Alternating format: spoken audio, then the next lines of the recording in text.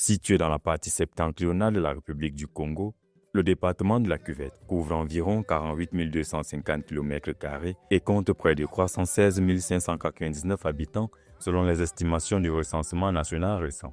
Son chef-lieu est Ouando, tandis que plusieurs centres urbains structurent le territoire, notamment Oyo, Makwa ou Mosaka. Avec une densité moyenne d'environ 6,5 habitants par km², la Cuvette demeure l'un des espaces les moins densément peuplés du pays. Dans la ville de Ouando, les travaux récents sur les infrastructures urbaines témoignent d'un développement significatif.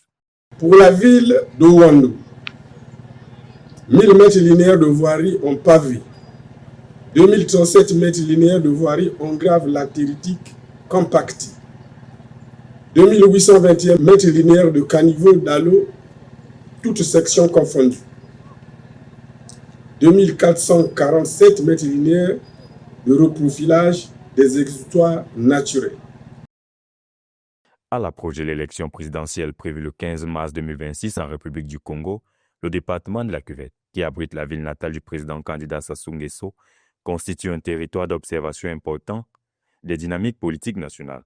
Comme dans de nombreuses régions rurales du pays, les enjeux portent sur l'amélioration des infrastructures, l'accès aux services publics et la valorisation des ressources locales. En réalité, il ne s'agit pas de venir voir simplement la juxtaposition des infrastructures ou des équipements, mais il faut voir la composante d'un ensemble et l'impact réel sur les populations parce qu'il s'agit d'améliorer leurs conditions de vie.